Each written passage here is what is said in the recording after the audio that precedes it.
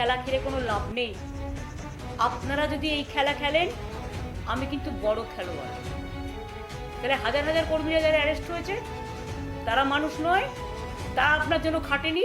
তৃণমূলটা নেতাদের জন্য নয়, কর্মীদের জন্য। আমার কর্মীরা সাথে থাকলেই হবে। নেতারা ভয় পায়, কর্মীরা ভয় পায় না।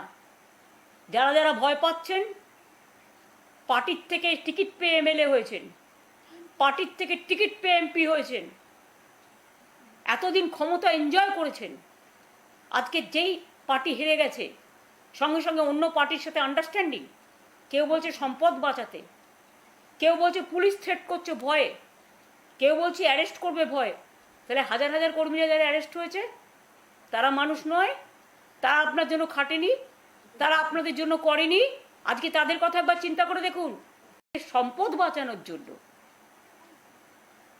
আজকে বিজেপির কথায় তৃণমূল কংগ্রেসকে ভাঙার চক্রান্ত করছেন। মনে রাখবেন, এরা আমাদের অ্যাসেট নয়। যাদের দলের প্রতি বিশ্বাস থাকে না, যে দল তাদের সিম্বল দিয়েছে, সিম্বলটা আমাদের কাছে মায়ের মতো। মানুষ জোড়া ফুল সিম্বল দেখে ভোট দিয়েছে। দল প্রচার থেকে শুরু করে সর্বরকম সাহায্য করেছে আপনার পাশে দাঁড়িয়ে। আর আপনারা আজকে ভয় পেয়ে, টাকার মোহে হঠাৎ করে পরিবারের কথায় কেউ কেউ পরিবারের সম্পত্তি অনেক বেড়েছে বলে সম্পদ রক্ষা করার জন্যে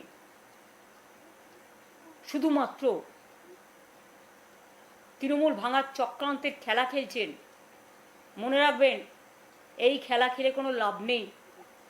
আপনারা যদি এই খেলা খেলেন, আমি কিন্তু বড় খেলোয়াড়। তাহলে কিন্তু আপনাদের ওয়েট করতে হবে।